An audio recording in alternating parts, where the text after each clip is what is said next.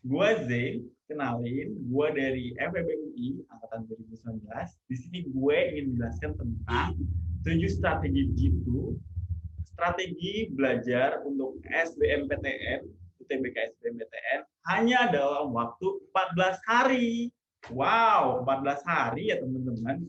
Jadi di sini ada 7 strategi yang bakal gue jelasin. Yang pertama adalah yang pertama itu adalah hilangkan segala distraksi.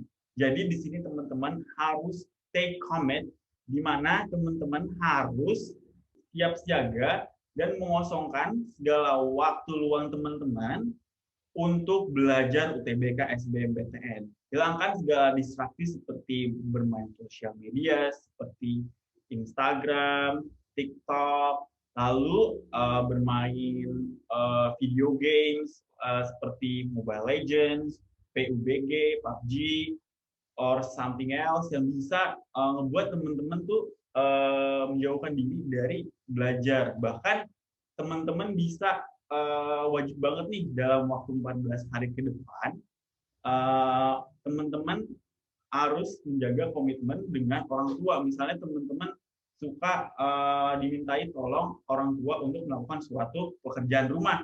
Teman-teman dalam strategi ini, dalam menerapkan pembangunan strategi ini, harus bilang ke orang tua kalian bahwa kalian harus benar-benar bilang kalau misalnya kalian butuh waktu selama 14 hari ini, khusus sementara 14 hari ini untuk belajar. Jadi orang tua kalian akan paham dan tidak memintai pertolongan kalian untuk mungkin melakukan pekerjaan rumah, karena ini benar-benar hari di mana kalian tuh memfokuskan diri untuk belajar, mempersiapkan diri untuk mencapai atau lolos ke PTN kalian yang kalian inginkan seperti itu.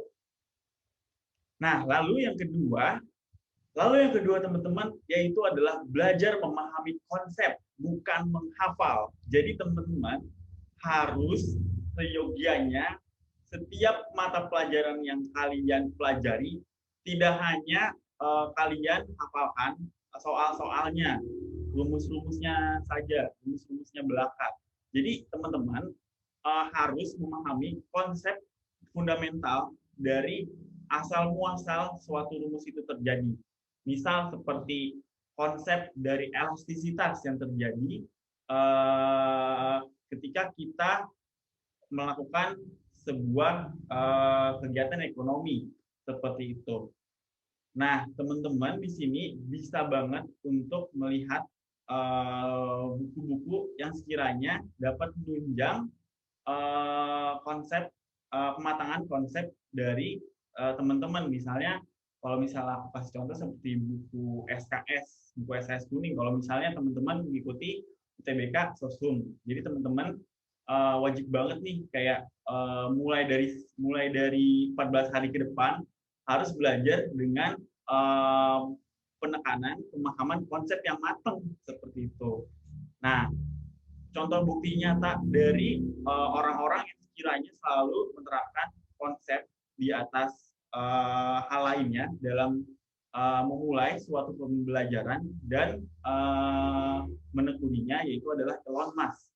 Elon Musk pernah bilang kalau misalnya kita harus belajar seperti suatu disiplin ilmu itu seperti pohon semantik, di mana kita harus mempelajari dasar-dasar dari suatu disiplin ilmu pengetahuan, misalnya dasar-dasar ilmu fisika, ilmu kimia, ilmu ekonomi, dan ketika kita sudah memahami basic-basic mengenai ilmu mata pelajaran tersebut, yang kemudian tidak hanya nanti dihadapkan pada soal UTBK saja, kalian juga akan memahami suatu mata pelajaran itu yang dapat diimplementasikan dalam kehidupan sehari-hari gitu teman-teman. Jadi penting banget nih bagi teman-teman untuk poin 2, memahami konsep bukan sekedar menghafal seperti itu.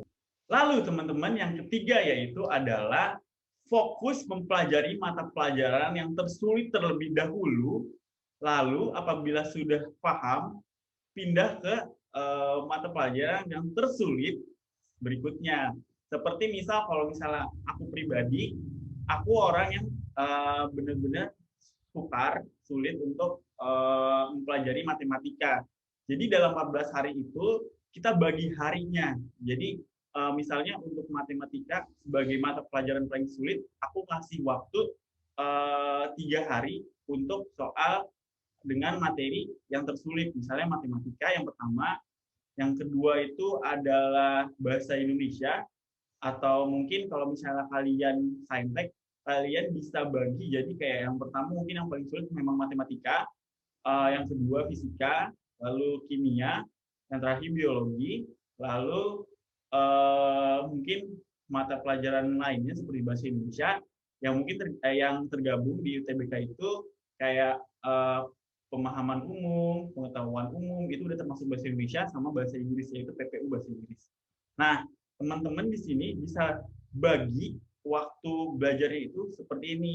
Jadi misalnya untuk matematika fokusnya itu dalam waktu 3 hari. Lalu untuk fisika misalnya 3 hari. Lalu untuk kimia misalnya 2 hari terus menerus sampai kalian dapat nih kalau misalnya untuk 14 hari itu teman-teman udah tahu nih komposisinya kayak gimana.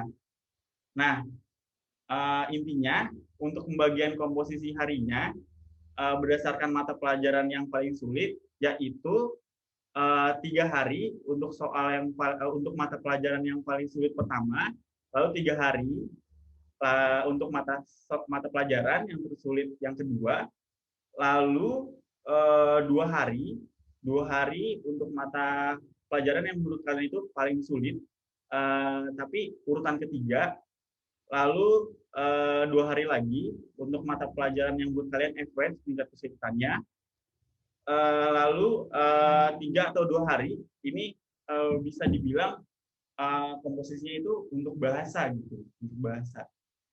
Misalnya 3 hari untuk bahasa Indonesia atau mungkin 2 hari untuk bahasa Indonesia, 2 hari untuk bahasa Inggris. Karena bahasa Inggris di UTBK dikit, kayak cuma PPU bahasa Inggris, jadi mungkin kita lebih fokus ke bahasa Indonesia. Jadi bahasa Indonesia bisa ditaruh di 3 atau 2 hari untuk kalian belajar. Kenapa kita belajarnya itu mata pelajarannya itu dalam 14 hari itu satu-satu. Misalnya matematika terus aja sampai 3 hari. Lalu kimia cuma 3 hari aja gitu. Kenapa kayak gitu? Karena menurut artikel yang ada di suatu bimbel online, sebut aja di Windows. Jadi dalam mata pelajaran itu, kalau misalnya kita mempelajarinya itu terus-menerus secara kontinu, kita akan menghilangkan distraksi terhadap mata pelajaran yang lainnya.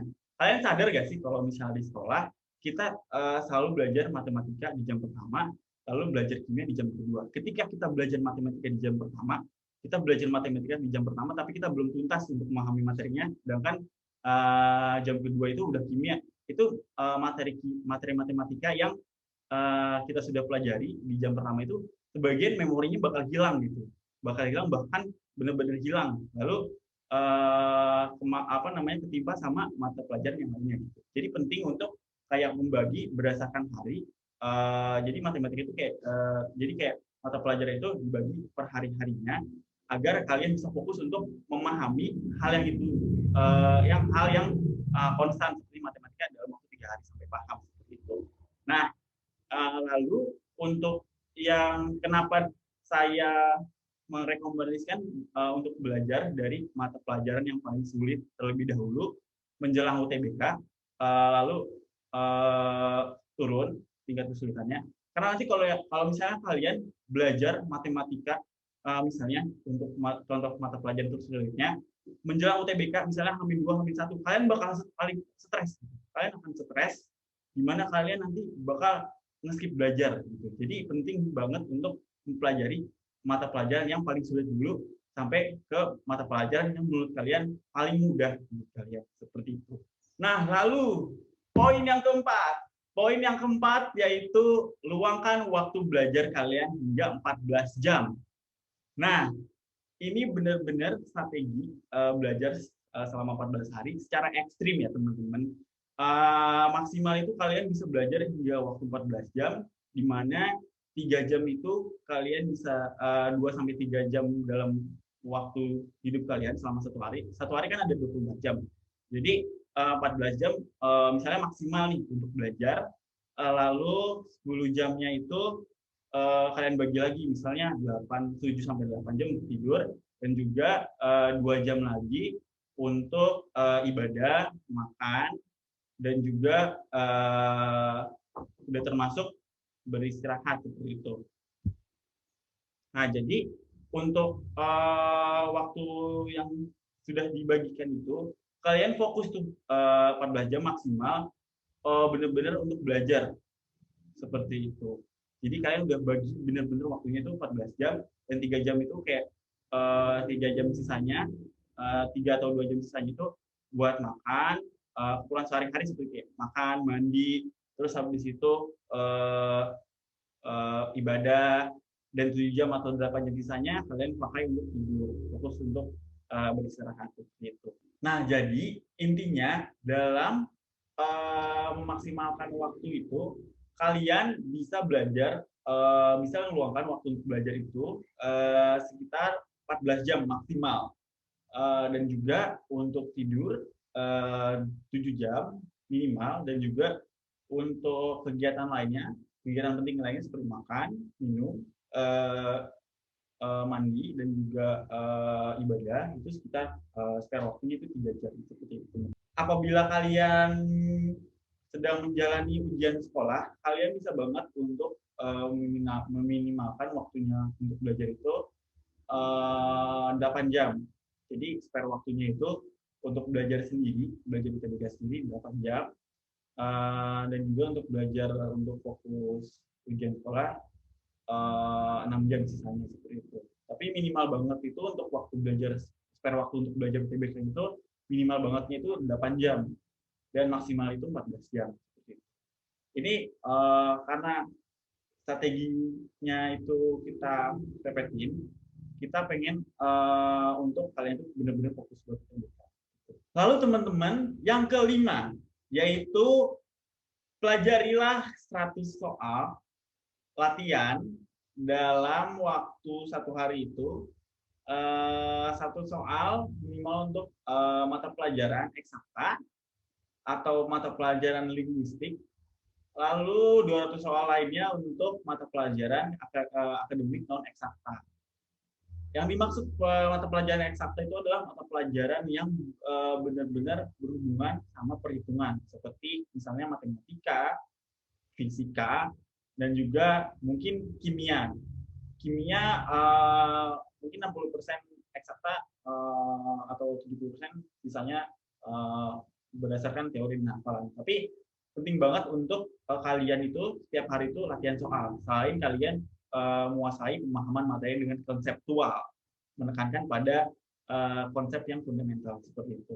Nah, aku udah ngebagi misalnya itu untuk eksakta itu ada matematika, kimia, fisika, dan ekonomi.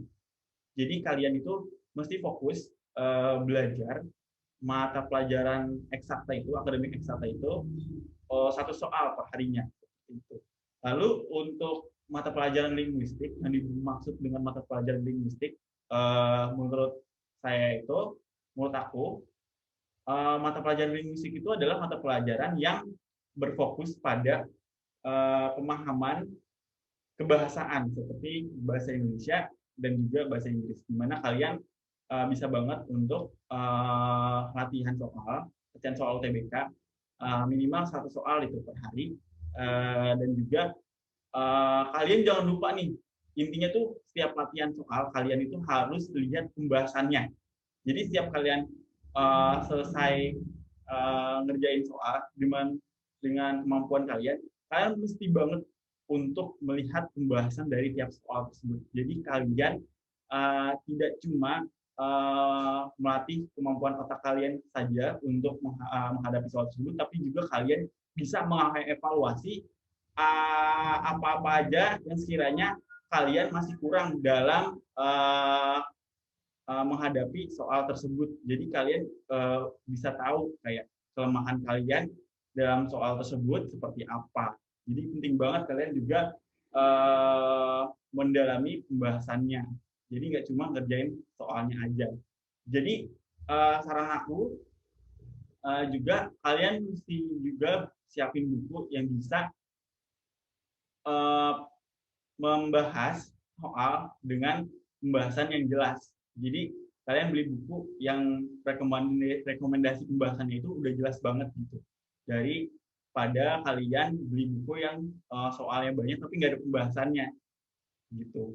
Buku soal yang nggak ada pembahasannya itu lebih struggling aja sih kalau menurut aku buat belajar UTBK secara maksimal. Yang paling penting adalah pembahasan dari soal tersebut dibanding soalnya sendiri sih.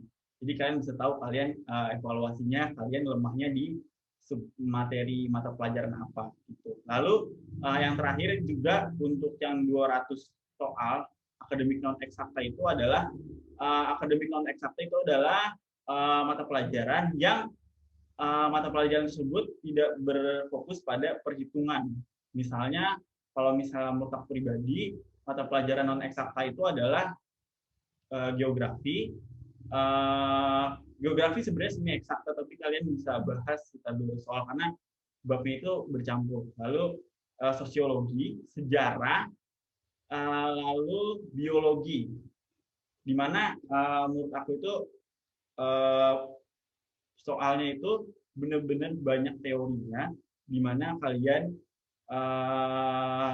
bisa menuangkan, bukan menuangkan maksudnya bisa lebih fokus pada pemahaman teori tersebut dari materi yang udah kalian pelajari secara konseptual tentu saja kayak gitu. Nah jadi kalau misalnya kalian nggak sanggup untuk non eksakta 200 soal, minimal 100 soal per hari kalian harus melatih kemampuan kalian untuk menghadapi 1 soal UTBK setiap mapel itu setiap harinya. Yang keenam, gunakan Pomodoro Timer untuk measure, untuk menghitung proporsi kalian belajar dan proporsi kalian beristirahat. Apa sih itu Pomodoro Timer? Pomodoro Timer adalah konsep yang ditemukan oleh Pomodoro, yaitu ilmuwan asing, yang mana beliau itu memetakan waktu untuk beraktivitas dan beristirahat secara optimal, dan itu sudah ada penelitiannya. Jadi kalian bisa banget untuk menggunakan metode pembelajaran berdasarkan Pomodoro Timer. Jadi Pomodoro Timer itu membagi 30 menit waktu untuk beraktivitas itu dalam 25, proporsinya itu 25-5. Jadi 25 menit untuk belajar, lalu 5 menit kemudian untuk rehat. Rehatnya itu kalian bisa cuci muka, atau kalian mungkin berdiri atau rebahan sebentar, habis itu balik lagi buat belajar gitu. Kalian bisa gunakan hal tersebut untuk merefresh ulang cara kalian nanti untuk menghadapi soal gitu, menghadapi soal-soal yang akan kalian pelajari berikutnya seperti itu. Jadi misalnya seperti ini, untuk 25 menit saya ingin membahas tentang logaritma. Lalu 5 menit kemudian saya rebahan dulu nih, capek misalnya kayak melihat laptop terus. Jadi saya cuci muka, terus habis itu saya rebahan sebentar, lalu saya nanti 25 menit kemudian balik lagi ke tempat duduk untuk belajar lagi kayak gitu. Nah, kalian bisa banget juga untuk mendownload aplikasi yang namanya Pomodoro Timer. Itu aplikasinya udah ada di iOS, di macOS, iOS. Terus habis itu ada juga di Google Play. Cari aja namanya Pomodoro Timer. Itu benar-benar ngefek banget untuk kalian coba belajar, beraktivitas. Nggak cuma belajar maksudnya, tapi juga untuk beraktivitas. Misalnya kalian tugas, kalian mungkin berproduktivitas lainnya, seperti kalau misalnya orang yang udah kerja ya bekerja seperti itu. Dan itu benar-benar efektif dan udah diuji coba di banyak orang di seluruh dunia seperti itu. Lalu yang terakhir yaitu yang 7. Yang ketujuh itu adalah kalian harus ikuti tryout minimal 3 kali. Di mana pembagian yang optimal menurut aku itu yang pertama itu adalah kalian sebelum melakukan strategi G2 ini, kalian pertama kali yang harus kalian lakukan itu adalah mengikuti tryout, di mana tryout ini akan mengukur kekuatan kalian dalam mata pelajaran dan juga kelemahan kalian dalam mengetahui mata pelajaran apa yang kalian lemah. Seperti misalnya aku sebelum menerapkan strategi ini dalam 14 hari ke depan, aku ingin tahu nih, aku lemahnya tuh di mata pelajaran apa yang banyak salahnya gitu. Misalnya kayak matematika. Lalu mata pelajaran yang menurut aku paling bisa, misalnya aku karena aku sosum, aku UTBK-nya sosum, aku merasa paling bisa itu ekonomi gitu. Nah, penting banget untuk kalian itu mengikuti tryout dulu terlebih dahulu sebelum menjalankan program strategi belajar ekstrim selama 14 hari ini gitu. Nah, kenapa demikian? Tadi udah aku jelaskan karena dengan kalian mengikuti tryout di pertama kali kalian mengikuti tryout, kalian nanti mungkin dari hasil tryoutnya itu maksudnya kalian udah bisa tahu gitu hasilnya mata pelajaran apa yang kalian mata pelajaran apa yang misalnya kalian tidak kuasai dan mata pelajaran apa yang paling kalian kuasai seperti itu. Lalu kalian di akhir minggu, di hari minggu pertama dan minggu kedua, kalian harus mengikuti tryout lagi gitu.